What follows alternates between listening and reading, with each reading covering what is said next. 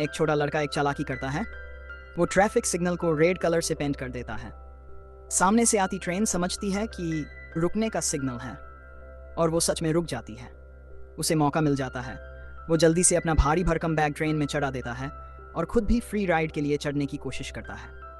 लेकिन तभी दो सिक्योरिटी गार्ड उसे देख लेते हैं। डर के मारे वो नीचे ट्रेन के नीचे छुप जाता है।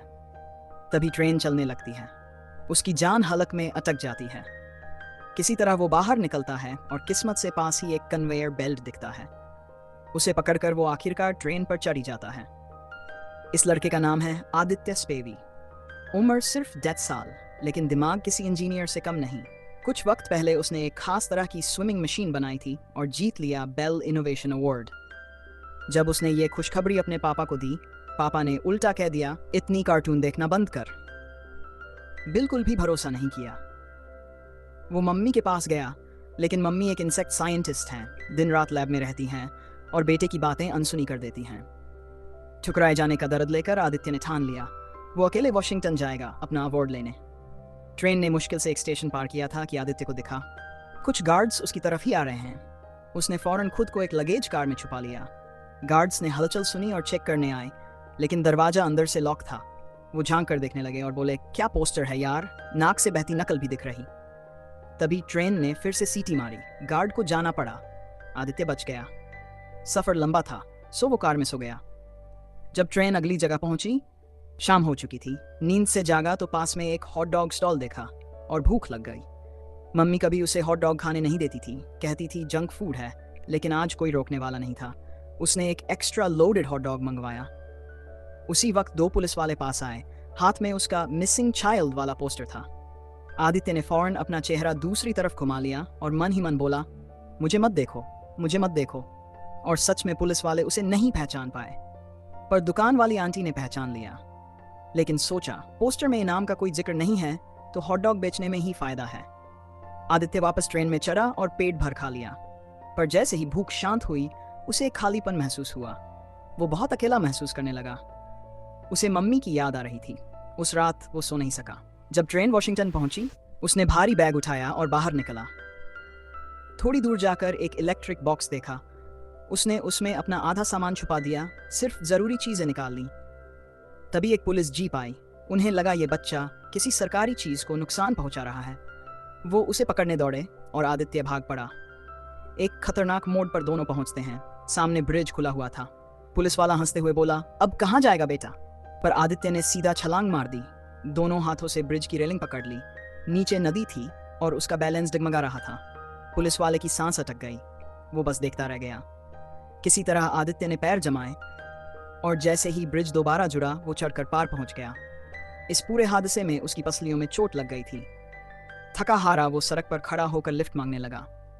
आखिरकार एक ट्रक वाले ने उसे देख लिया और जब देखा उसकी हालत खराब है, तो उसे अपने ट्रक में बैठा उसे अस्पताल ले जाएं या नहीं। लेकिन स्पैवी ने साफ इनकार कर दिया। वो बस जल्दी से अवार्ड लेना चाहता था और फिर घर लौट जाना चाहता था।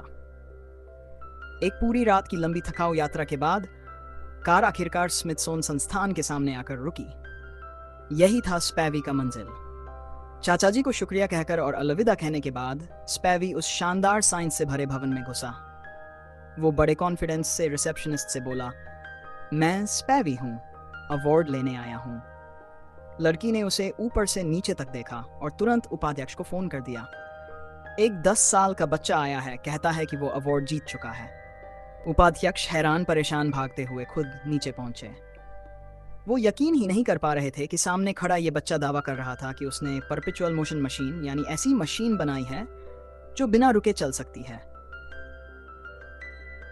स्पैवी ने उन्हें समझाने की कोशिश की। फोन पर उसने जानबूझकर झूठ बोला था। उसे डर था कि इतनी बड़ी संस्था एक बच्चे के आइडिया पर यकीन नहीं करेगी।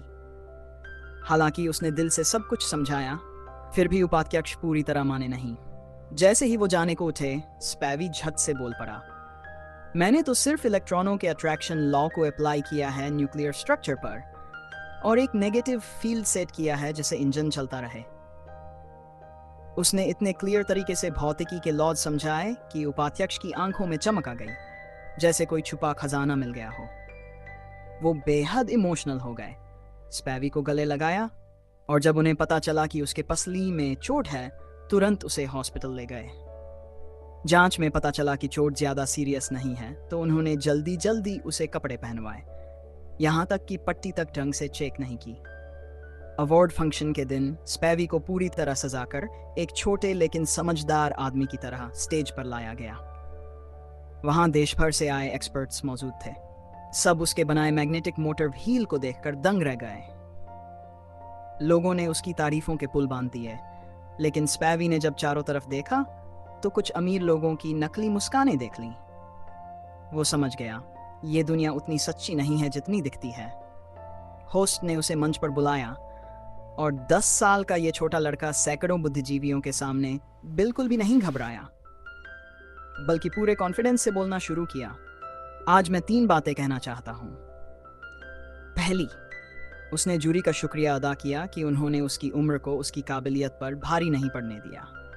दूसरी, उसने अपनी मशीन के बारे में बताया, कैसे वो मैग्नेटिक फोर्स से चलती है, पर 66 साल बाद मैग्नेटिक पावर खत्म हो जाएगी।